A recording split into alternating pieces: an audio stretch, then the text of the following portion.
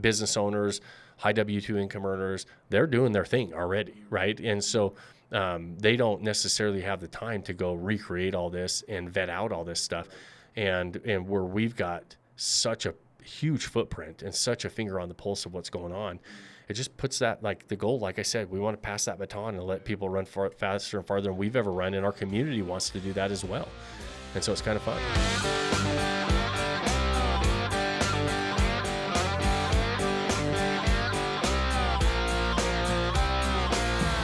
What's up, guys? Welcome back to another episode of the Vacation Rental Revolution podcast. I'm your host, Shawn Moore. We're back with Whiskey Wednesday. My main man, Jake Sheehy. What's cracking? What's up, buddy? How you feeling? Good. I'm feeling good. How you feeling? Man, it's a great day to be alive. Great day to be alive. Your parents were in town last week. Yeah, they were visiting in town. from, came into Utah, enjoying the Utah landscape instead of the Georgia landscape, right? Yeah, they loved it. My mom was a little bit over it after just a quick amount of time. She was like, "Yeah, I've seen plenty of mountains. I get it." Yeah. So that was it. But man, feeling tired, dude. I'm tired. Why are we tired? So let's hear why we're tired. Okay. I mean, bro, the amount of adrenaline that kicked into my body last night. So, it's 3:19 a.m.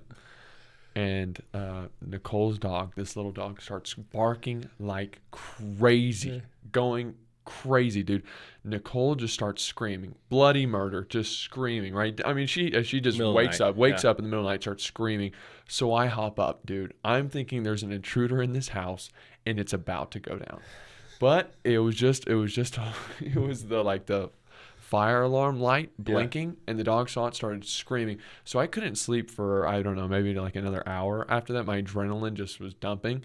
Bro, waking up to like your girl screaming. Why was she screaming? Because she didn't know what was going on. She didn't know what was going on. She just hears the dog, and she's like, I guess this is it. Let's alert Jake. So she starts screaming. Bro, terrifying way to wake up at 3 a.m. Oh, yeah. That was terrible. See, I wouldn't be able to fall back asleep. Bro, I'd be up. And then also, I'd be up for the day. It was also like, can you check? You might as well just go check the house. Yeah. So now I'm like wandering around this house, turning every light on, like checking every corner. I'm like, bro, I'm exhausted right now.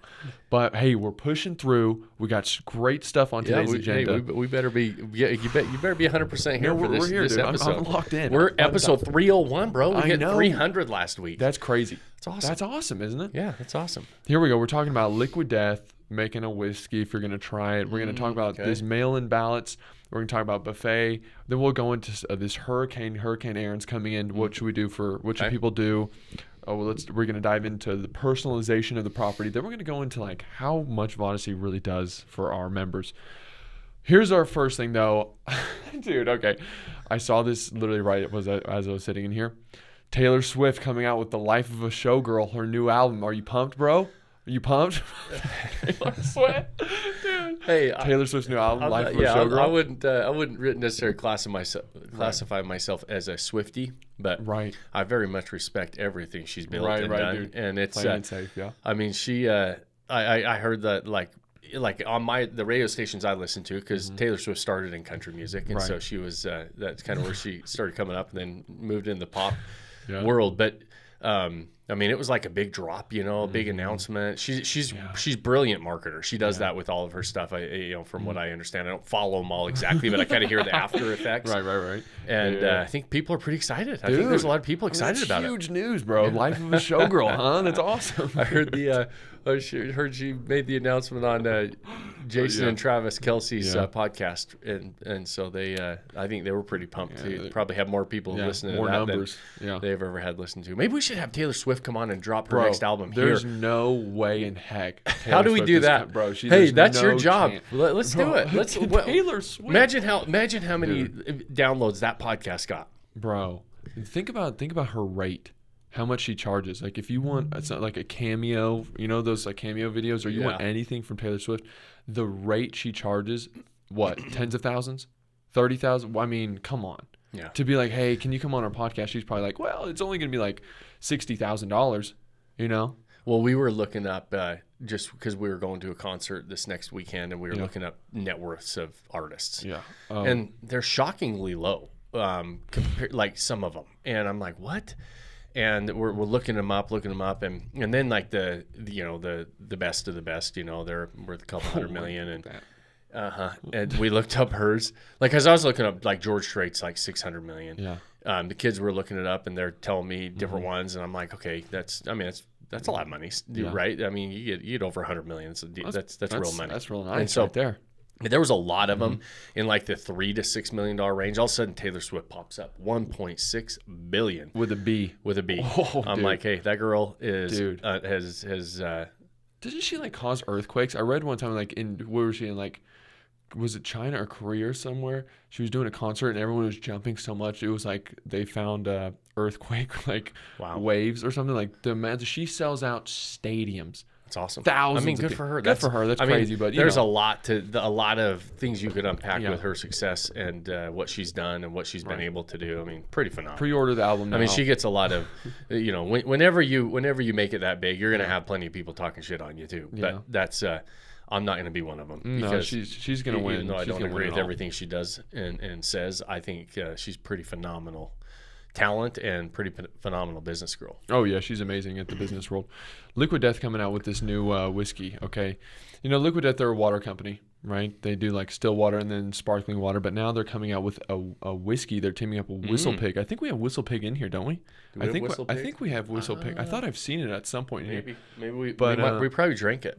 Yeah, I don't see anything on the shelf right now. They're teaming up with Whistle Pig. They're gonna, of course, they're gonna age it in a normal oak barrel. But I just wanted to see, would you actually try this? Would you try this? And then they're gonna age it in an actual casket for a little bit of time. There, would you try the Whistle Pig Liquid Death casket whiskey? I would definitely you think try so? that. I think I saw it said As long as it's a new casket, not a used casket. Right. That makes we can't be using like an aged casket, because an aged whiskey barrel is different than an aged casket. Yeah. We don't want an aged casket. Yeah, that's no ashes or anything, or no that's No nothing there. bones. But here we go. This is the part that I was thinking maybe he wouldn't want to try this. Okay. Notes of honeysuckle, biscotti, and butterscotch. It seems kind of sweet. Yeah, it seems like more of a sweet for Liquid Death. I thought that they would go more with like a punch to it. So, would you still try it with the sweet flavors like that? Yeah, it depends on how sweet it got. Yeah. Sometimes they say there's hints of this, and this, and all of a sudden you take it and you're like, bro, I'm not picking up on any of that. Who you fooling? Yeah. I'm not that guy that, like, I went to we were on the Kentucky Bourbon Trail and went to a couple distilleries, and there's the tasting rooms are in there, and the guy that's giving you all the whiskeys, he's telling you all these different things. He's like, can you tell that? I'm like, no, I can't tell any of it. I just either know whether I like it or not. Right. But I'm not hearing or like tasting hints of every little thing that they say. So I don't know. Maybe I feel that way with wine sometimes, man. Whenever you ever see the people they get it and they swirl it, then they do the big sniff into it and stuff, and you're like, come on, bro. Then they're like gurgling the wine. Some people swear by it. They say that you taste a lot of stuff through your sense of smell as well. So that's why they do that with wine. Hey, you got to. You can't. Have you ever tried it? I mean, I tried tasting. Just like, this one. That's not how that's not how I drink wine either. I drink it. Yeah, I mean, come on, bro. But there are people who like they can tell the difference. I'm not that sophisticated with my palate and my sense of smell, apparently, because I do like smelling the whiskey and the wine once in a while, but I don't. It's not part of my entire experience. I just am. I'm not a sommelier with that kind of stuff. Yeah, man. But I guess that's what you do. Ooh, that's a big word, sommelier. Yeah, hey, man, my vocabulary is crazy, dude. You don't even do this. It's so wild. But when you do like the Aroma 360 and stuff for the short-term rentals, would you do they do whiskey smells in like the Kentucky, the bourbon area? That's a good question. Would you do that? Nah, I don't know that I do that. Is that too much, you think? Probably. A little headachy? Maybe. Yeah. All right, here's our next thing. Trump's mail-in ballots. You ready? Yep. So, I mean, it was kind of like a controversy. He's talked about that plenty of times, the blah, blah, blah. But I guess he's trying to do away with it right here. Here's our little insert. U.S. President Donald Trump has announced intentions to sign an executive order aimed at eliminating mail-in ballots and electronic voting machines before the 2026 midterm elections. Now, I mean, we could go in more and more on it, but for me personally, I think that just seems like a wise move across the board. So I guess it kind of eliminates the sense of, I guess, cheating or fraud or whatever you want to call it, especially with, I felt like I heard maybe a couple of years ago where they said you had to, they wanted to get rid of showing your ID to vote. and stuff like that. And I go, that doesn't even make any sense. Well, that makes no sense. I mean, if we're going to try and have like a fair election here across the board, then that just seems like normal. You got to show your ID, and you can't mail it in. Do you have any feeling on it? Yeah. I mean, we want a fair election. Everybody does, both sides of the aisle. And I think that when you start to have a lot of questions about it, then just simplify it. Say, hey, listen, you guys show up, show your ID, get in line, go vote. But they were even saying like some of the voting machines were a problem. And so it's like, okay, at what point do you say, hey, listen, wait, I mean, you're going to stop using electronic voting machines? You know how long it will take to manually count everything? And I mean, I do mail-in ballots. I live in a rural area, and I've done mail-in ballots for a long time. And so, you know, it will suck for me. Do you think the voting will go down? Or you would still go? Yeah, I'll still go vote. Yes, I do think it will go down. Yeah, for sure. I would still go vote, but man, it's going to be a lot less convenient than doing the mail-in ballot. So the efficiencies of the electronic machines and the mail-in ballots and everything else, I think it's great. But if we feel like we can't secure the election and trust it, then what's the point, right? Yeah, I think you're going to have people that representatives that you really care about. You know, to like, if you can't mail it in anymore and you got to like go drive, show your ID and do these things, you can't just be like, he's fine, I guess I'll just vote for him. You got to be like, oh, okay, you got to be paying attention and really care if you want to go make that decision. So I think that's kind of like another little upside to it, but it seems, it seems like it's going to be kind of tough to get that one across the board, you know, to say you can't do any more mail-in ballots. I think people are going to be like, you know. Well, we've been doing it for years. I know. So I think it's going to be a tough one to get across the board. Yeah. But okay, so that was just kind of like some of our fun little trending topic stuff. That was kind of it. Let's flush that out of the system. We're just getting warmed up. Yeah, we're getting warmed up. That was kind of the primer. A little tingle. That's all. Going into hurricane season, this one's coming up. Not a huge hurricane like we saw. It wasn't. I mean, it's Category 4, but it's not like coming in. It's not apparently going to be destroying things like other hurricanes have been. But it seems like North Carolina, especially I think it's Dare County. Yeah, they declared a state of emergency. Here we go. This is nice. Officials said on August 17th, the news release, coastal flooding and ocean overwash are expected to begin as early as Tuesday, August 19th and continue through Thursday, August 21st. So my question, say I have a short-term rental in North Carolina in these times, what is a good way to handle the hurricane? You know, it's every year, right? We have hurricane season. Unfortunately, I mean, somewhere gets hit pretty hard with one or two storms, depending on where they make landfall. It's always scary, and so you know it's like scary for like me watching it from an area that doesn't get hit with hurricanes. I swear, you talk to the people who live in hurricane areas. It's not a big deal. Like they're just like, you know, it is what it is. We'll batten down the hatches and. And hopefully, you know, everything's okay. And like for like watching the news and stuff, and you're not in an area that deals with that, you're like, man, that's a major storm, right? We don't get those storms around here. And so I'm always a little nervous about it when I see those. We've got, you know, a huge part of our Vodyssey family portfolio in those areas that get affected, and every single year we have members who get affected. So how do you handle it, right? One, you prepare for it, right? You try to make sure that you when we're buying in those areas, we're looking at properties that are up on stilts, they're built out of concrete, you know, so that you're not. So when you do get the flooding, and then things go back down, you don't have nearly as much damage. There are certain construction builds that are just much more susceptible and resilient to those types of storms. And so we look at those. Like I'm looking in Tampa right now for some properties.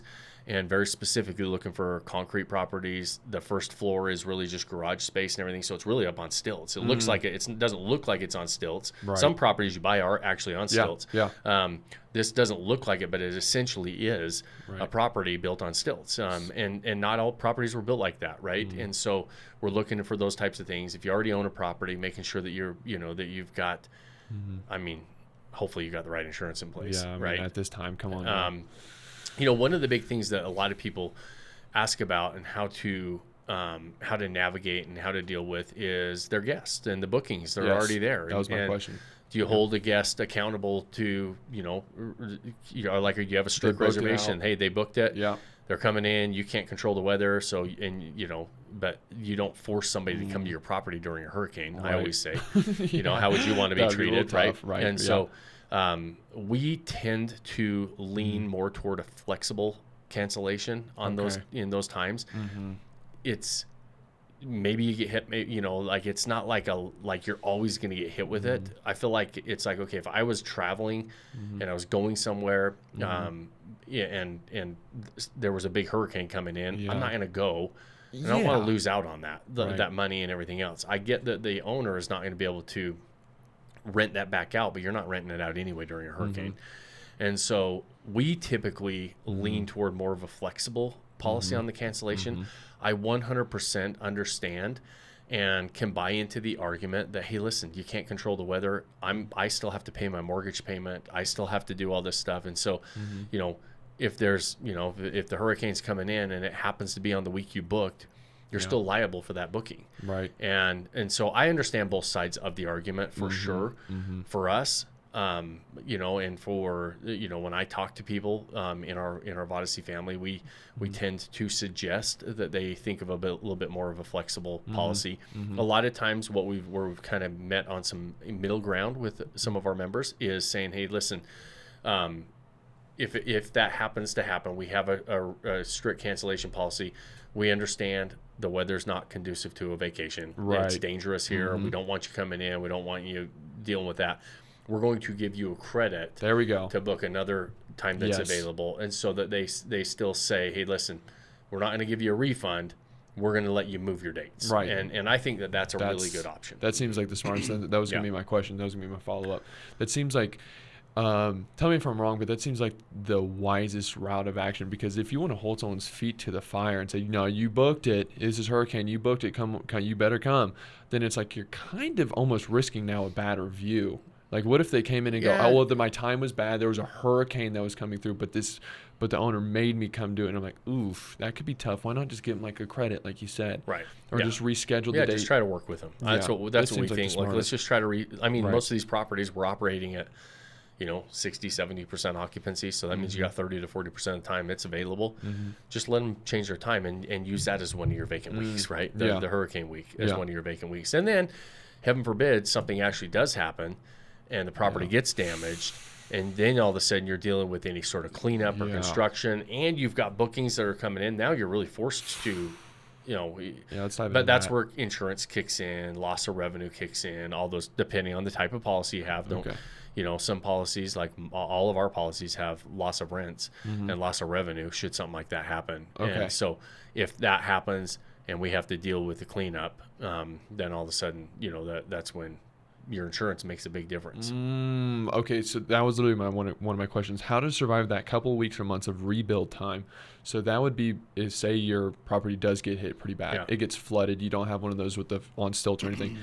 So then your insurance would come in, depending on what you have, they would come in and help you rebuild it or do that thing. Would you just then cancel those bookings and go like, my property, you guys can't come here? Yeah. Okay. Yeah, but you wouldn't cancel. You would once again just try and reschedule for maybe next year or. Yeah, those ones you're gonna be like, you can't even if the guest wants to come, you can't produce what you sold them, right? You can't. Right. Your property's damaged. It's not conducive to somebody staying in it. Right. All those different things. So now all of a sudden you're kind of in a breach of contract. You're not able to provide what they actually booked, right? And so at that stage you're gonna call them up and just work with them and say, hey, listen, we're gonna issue a refund. Unfortunately, property got damaged. It's not going to be ready for you to stay. We really apologize. Maybe have different properties. Some people have multiple properties in an area in a portfolio. Less likely. A lot of owners just own one or two properties in an area and they just don't have anywhere to send somebody. And so, if you're working with a management company, sometimes you're helping rebook the guest, so the guest isn't trying to just go find something. But a lot of times, if you had major damage, so did the general area in these big storms, and so a lot of times these areas kind of get shut down for a little bit. And we notice that every single year whenever usually there's one or two major storms that will come in and kind of take out an area that has to get rebuilt, unfortunately, and those types of situations you're gonna be refunding and giving back that money and getting through that rebuild process. Does that ever, if you're buying a short-term rental, like you personally, does that ever deter you from those areas because of that? You know, if instead of like going to the mountains where maybe you wouldn't have that kind of, I mean, you have to worry, I guess, about wildfires maybe, but not nearly as much as like the yearly hurricane, I think. So does that ever deter you? Yeah. Yeah, I think it does. Yeah. And not just me, but a lot yeah. of people. Yeah, there's people that, like I said, there's people that it scares and they don't want to deal with the risk. Right. You pay a lot more money for insurance in those areas, even the wildfire areas. You're gonna, if you can even get insurance in some of these areas. Yeah. A lot of insurance companies are saying, "Man, we're out. These storms are just too expensive. Yeah. And the cost to rebuild is too expensive." And so, insurance premiums have skyrocketed the last few years. It's all a a reason for that. And some of those areas, people are like, I'd rather not necessarily deal with that. I'm going to go to an area that's not as susceptible to those types of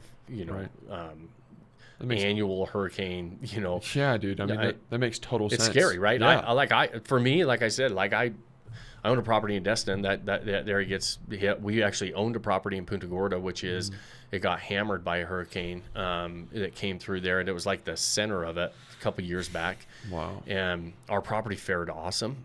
It was concrete built and everything else. And it was a brand new construction when we bought it a few years back. And so there, the construction process is different. And I mean, it went right through but the whole area, all the pine trees are down. And so, I tend to not necessarily completely avoid them, but I tend to be a little more nervous about it for sure. Right.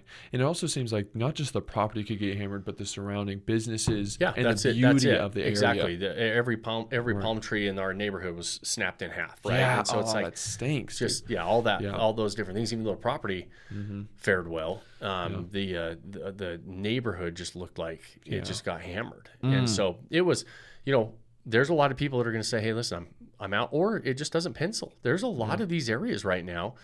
And when you're underwriting these deals and looking at the pro forma and I'll tell you what, it's a thing that a lot of new investors are missing. And unfortunately, there's a lot of garbage pro formas out there from people that are supposed to be, if you can't see my air quotes, gurus or experts that are sending out these pre-vetted properties. And we talked about it a few episodes ago. We just looked at one in Seminole, Florida, and this guru had on their pro forma $70 a month for homeowners insurance in a beach community in Florida, which is right by Clearwater, and on a $1 million property. It was like an $800,000 property.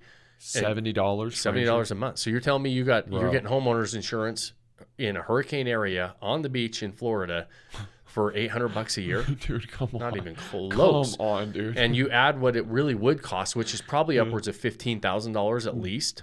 And if you have like very specific with the short-term rental and everything else, you're probably $20,000 a year in insurance. And so all of a sudden that deal that they were showing had a 22% cash on cash return had a 2% cash on cash return because they missed one thing. And so if you are thinking about those areas, you really have to make sure you're getting good quotes on your insurance because it can be, it can be a difference between, this property looks really attractive and investable to, oh man, this is going to be a loser for me. Yeah. Wow. That's a really great point. I love that. All right. Moving on to, we've gone into depth on unique. I felt like on the podcast plenty of times with your property, making it unique with the design and everything else. I kind of wanted to just touch on a little bit on the personalization aspect of things. So right off the bat, I feel like the way that you can make it personalized is like a letter in your welcome basket, or even when you first message them to, figure out what they're coming for. But is there anything that you can think of, tips or tricks wise, that you go like, we did this and it worked really well? I remember you've told the story of when you and Teresa went to that hotel and they remembered your names. That was like a huge thing. But how can someone really like make the property more personalized? Yeah. Well, it's the number one thing you want to figure out because consumers are willing to spend more money for unique and personalized services, right? And so how can we be unique? And how do we make it personal? A couple ways we can generically make it personal. And we always tell people, choose your target audience like very carefully. Okay. And understand that target audience. If maybe it's couples, maybe it's adventure travelers, whoever it is. Don't try to be everything to everybody because now all of a sudden that's not personal. That's very much a commodity. I've got to be very general, right? And so if I start by selecting a very specific target audience. And let's say it's couples and I'm doing a romantic getaway. Well, everything that I do to set this property up feels personalized because that's who I am. That's the type of traveler I am, right? So even before you start to learn my name and whether I'm coming in for an anniversary or for an engagement or for just a getaway, whatever it is, right?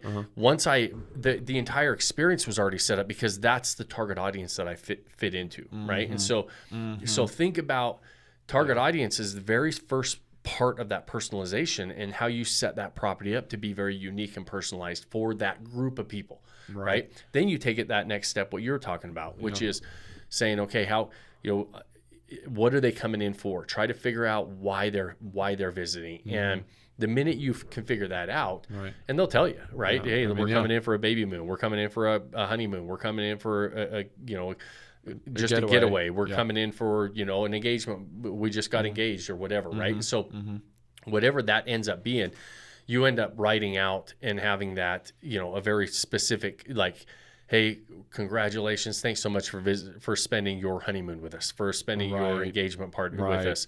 And now all of a sudden it's that second level of personalization with their names and everything else on it, right? And so what we used to do as well, based on the target audience, is we'd always have a welcome letter. We'd always have a gift basket that was geared toward what they were going to be coming and doing in the area, right? And so like I give the example of my fly fishing one a lot, where I had a box of hand-tied flies from a local fly fishing company. We had a map, and I would highlight all the maps. So that was, again, they know that they didn't just print that off. I would go buy the maps, and I would highlight the parts on the river, and I'd have an arrow and say, right behind this log, there's always fish here. Oh, down the river about a mile or two, there's this stack of rocks. You got to make sure that you fish the tailwaters off those rocks. And I would write these handwritten notes, and I would make like 50 of them. I mean, it would take me a whole afternoon once a year to write all these. But then when they got them, it was very personalized. Hey, Jake, thanks so much for spending some time with us. Here's a box of my favorite flies right now. Here's a map that I put together for you so you know exactly where I like to fish and some of my favorite spots on these rivers. And they would get that. And even though I did that for everybody, because I knew my guest was very specifically coming in to fly fish, it felt very personalized, right? And so you can do it at kind of at scale, if you will, where you can kind of do it the same. And or if you want to, raise the bar, is figure out also why are they coming in? What's bringing them to the area, and try to make it very personalized to that specific event that they're coming for as well. Man, that was really good. I didn't think about the target audience. That was really nice. So, I mean, it pays if you just take some time to do that. You wouldn't expect your property manager to do those things for you. You as the owner would have to do that yourself. Yeah. But it pays to do that. That's a great way. 100%, right? Yeah. It pays because people are willing to pay for those types of things. They're going to remember it and they'll come back. And people resist all the time in our world. It's very, very difficult to get an investor to say, I'm going to set this property up for this specific group or this specific person. Because they're thinking, well, I don't want to leave out all these other people. I don't want to leave out the people that are just coming up to Yellowstone. And I'm like, I mean, why do you think that is, man? Well, it seems like a normal thing. I mean, there's restaurants that only do burgers. There's restaurants that only do sushi. There's places that only sell clothes and not shoes. It seems like everywhere you look, that's normal. Why is it so tough for investors to get that? I don't know. I think it's I think that we're, a lot of, like in our world, these are mom and pop investors. They're not institutional type investors, right? They're mom and pop. They're not really trained on consumer behavior and marketing and what that really how and really understanding how that's what people pay for. So that's how you're going to make more money, right? You have to give the consumer a reason to pay you more than somebody else. They don't. I think it makes sense to them when they hear it, but I don't think that they walk into the game thinking this, right? And so what they do is walk into the game thinking, I'm going to have this beautiful model home in a great area. And what they don't realize is that becomes a commodity because that's what everybody else thinks as well. And that's what everybody else does. And when you just have basically the same proximity, just as beautiful of a home as everybody else, and the consumer's looking at them all saying, man, I got these 100 homes. They all look awesome. I mean, I could basically throw a dart at any of them and be happy. Then all of a sudden, the only way they're judging you is on price, right? Because you're a commodity. You're all the same. If you become unique and personalized, now all of a sudden you gave them a reason to not only choose you above everybody else, but also you're justifying them paying you more for that, right? They're saying, hey, listen, as a consumer, I'm willing to pay for personalized services. I'm willing to pay for unique. I'm willing to pay extra for that. That's for something that is different. People pay for different, you know? And so it stands out. And I don't think that a lot of investors in our world, especially, they just don't, it makes sense if they think about it, but it's hard for them to walk in and say, because in their mind, they're saying, well, if I do that, I'm only going after a small slice of the people that are looking out there. And you know, I'd rather cast a wider net, and that's not how it works. No. I mean, do you think it ever helps to show them, like, hey, go on Airbnb and tell me which property you want to stay at if you look in this area, and then they can see for themselves, like, oh, all these are great, but clearly this one's better. Like, if you're able to show them, like, you know, instead of just telling, does that help, like, click in the head? Well, I think it always makes sense whenever we talk to individual investors and we're showing them that stuff. Yeah, absolutely. Visuals always help. It's like, oh yeah, I can see why people would pick that, you know, over everything else, because it stands out. It's different. It gives me a reason to pay more. All those different things make sense. It's still hard for people to do, which is why I think that those of us that are willing to do it have quite a while to the run at the top of these markets, because we live in a mom and pop investor world in the short-term rental space. The institutional investors who do understand consumer behavior, who spend a lot of money on understanding that stuff, and have entire teams understanding the psychology of consumers and what they're willing to pay for, which is why you see a lot of niche companies that will go after very specific target audiences, depending on whatever business they're in, because they know that this general, and if you're going to be, Dan Kennedy was the first to really say this. He said, if you can't be profitable being the low price leader, there's no advantage in being the second low price leader. And so what low price means is like a Walmart and everybody else, right? They can make that business model works, and it can work at scale. You can be a general, you can go out and be like a general offering to a lot of people. You have to do it at such a cost though, that it is the price is what the consumer is judging you on. And so if you can't make money being the lowest priced person in that world, there's no advantage to being the second lowest price. So you better figure out how to be at the top of the game. That makes, okay. I like how you said that. That makes sense to me. That makes total sense. Oh, dude, all right. So finding that target audience, going into your niche, that's huge to make it personalized. And it's not that hard. You're just creating this immersive experience for a specific group. Feels super personalized, feels super unique, feels different than what anybody else is doing out there, which is why we have our Vodyssey signature recipe. That's the entire goal behind it. And then the results are you get paid more than everybody else, which is pretty fun. Yeah. Okay, now this is our last thing that I wanted to touch on. So I'm in school. I'm in our school here, and I'm looking, and I keep seeing these amazing properties that are getting posted, and I thought to myself, there's no way, dude, there's no way that, like, these are actually amazing properties that people could actually buy. And so help me understand this. So you're trying to tell me that someone could join Vodyssey, and then we can show you properties that are great deals, and then we can tell you how to design those properties, and then we can tell you how to market those properties. Then we can tell you how to manage those properties. Right. Then we can tell you. So we walk you through every step of the way, right? Because I don't want listeners or people watching thinking or seeing this and going, oh, okay, well, they're just going to help me with like the management. They're going to help me with the personalization of the property.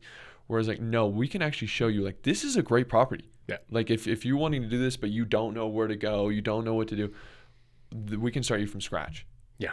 That's like... Yeah, so Vodyssey at this stage, and here's the commercial pitch, right? Yeah. So, I kind of want to pitch it because I'm like, this is so good. Well, at this stage in the game is Vodyssey started off as me teaching and coaching investors how to succeed in the short-term rental world. It never changed from that.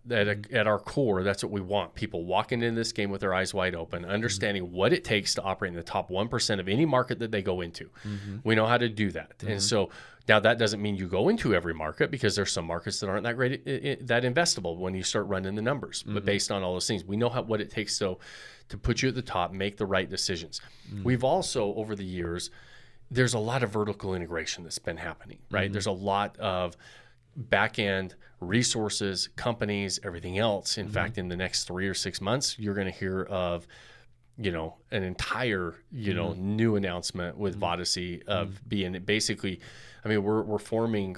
These companies are already formed. We're gonna roll them under one umbrella, where we're saying, okay, you tap into an acquisitions team, right, with it that has all the properties. You tap into full design and construction and listing optimization and marketing teams and everything else. And so at this stage in the game, that's really what Vodyssey is. It's walking in and saying, okay, here's the recipe, here's the blueprint. Here's all these experts that are here that are very specific, topic-based, specialized experts along the way that not only show you how to implement all this stuff, but you can tap into these companies and have them actually do it for you if you want. Right. And then you also are surrounding yourself with a whole bunch of people operating at a very high level, right? And so it's this company that has grown to the stage where there's nothing else like it in the world that I know about. I mean, there's nothing even close. There's a lot of coaches out there. There's a lot of, designers. There's a lot of, realtors and acquisitions or underwriting or whatever you want to see. There's not anything that's so vertically integrated like we have at Vodyssey that you just plug into a recipe. Right. And the recipe that has so many case studies and results to look at and say, okay, the performance numbers are really pretty hard to argue with when you just look at them. Oh, and by the way, you're going to surround yourself with thousands of other amazing investors that we talk about being a mom and pop business that you get to tap into that are operating at the very top of these markets and understand and treat it like a business. And ultimately just basically, I always not in an arrogant way, but say, hey, people aren't going to be able to compete with us, and they don't. And they don't compete with us in the markets we go into. And when I say we, I'm saying collectively, our Vodyssey family, our Vodyssey services, all of that, when people are putting that Vodyssey recipe together, and it's not Shawn's recipe anymore. It's, hey, listen, we got in this game and we have, over the last 6 years, put together this company that's completely vertically integrated for somebody to tap right into every single aspect of what it takes to succeed. And by the way, you don't just have one coach here. You've got dozens of coaches that are all specialized experts in whatever aspect they're in, from finance to acquisitions to design to construction to marketing, photography, listing optimization, management, everything, right? And so you're saying, okay, it's like, how do we, like, it's, I don't see how somebody could go in and do that on their own. And so it's, like I said, I'm not saying I'm trying to be arrogant to say, we're going to crush you in whatever market we compete with people in, and why it's so predictable for us. We can almost, with our eyes closed, I feel like, hit the top 10% of any market, right? We know exactly what it takes to hit the top 1% of any market. And so there's more details that go into that, right? But that's the goal. And it's why we can skyrocket to that group of our 1% club, and why it continues to grow. And every single month we get more and more people inducted into the 1% club, and because they can just tap into a system that they don't have to go recreate. They don't have to figure it out. And stay tuned for some pretty exciting announcements on the some of the things that we're doing on the back end to just make it to where, I mean, again, it's just putting people so far ahead of the curve that they can, and the goal is for them to stay ahead of the curve, because the curve, the game continues to change. We're in an evolving industry. It's been shifting and it's been growing at a rapid pace. I've been fortunate to watch this industry grow up from the very beginning of it. Really, when I bought my first one in 2006, Airbnb wasn't even really a thing. Short-term rentals were a thing. Back over in Europe, they were doing them for a long time, right? And so, but they didn't really gain a lot of steam here in the U.S. until Airbnb came around. Vrbo was around back then, but it wasn't what it is today. And we were just using local classifieds and Craigslist and things like that. And then to watch it from there to where we're at right now, and watch it grow up, and watch it shift, and watch it continue to expand, and watch institutional money pour into it with new software tools and technology tools to make things a little bit easier. All those different things are pretty exciting to watch, and making sure that people stay ahead of that curve to understand what's good, what's bad, what's because there's a lot of garbage that hits the shelves as well. Anytime you have a mainstream asset class like this, and a lot of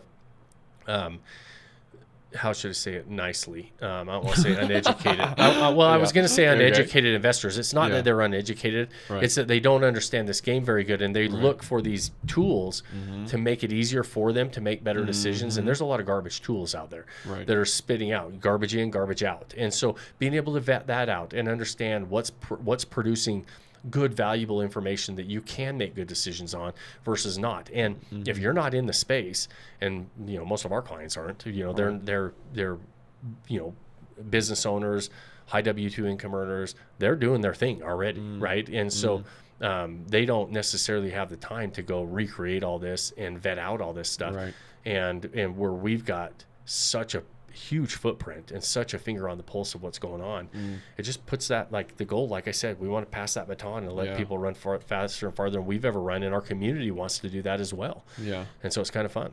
I think two things that as you're talking, I want to hit on the simplicity of things, but also the human aspect where you're when you join, you're in this group where you have these experts in their field, right? They're the top of their game, which is amazing. And that could be, kind of nervous to people, or they hear you're surrounded by these thousands of others, people operating the top 1%, and then they can maybe by chance, I don't know, make someone nervous. But you think, no, these are also still humans just like you, who ask questions about the aroma of their place. They ask, what about they have questions about guests. This is across the board. This isn't you're asking some crazy things. If you have some kind of question, you can just put it in there, and someone will be there to help lift you along the way. But also the simplicity aspect of it. You can, like you said, you get plugged in, man, and you just keep going through step after step after step, and you plug and play. Yeah, and you made a good point of being able to plug into what you're really plugging into, and why we're so good at what we do, and why Vodyssey has grown to what it has is the amount of mistakes we've made over the years, and not just mine. Come on, all of our members. You combine all those together, because every mistake leads you closer to what does work and what is working really well. And so, we just have so much experience in understanding what works, what doesn't work. When you go in our community, somebody will ask a question about something, and they'll be like, oh man, I got some really bad feedback on that. I messed this up back in the day, and here's why we do it different now. And then this recipe just continues to mold and get perfected, not because everybody's genius is in there. It's we just have a whole bunch of action takers who have made a lot of mistakes and are willing to basically document the process and give back to a recipe and a blueprint that works. And it ultimately, you can get answers to anything. Hey, well, I'm looking at putting a cent machine in here.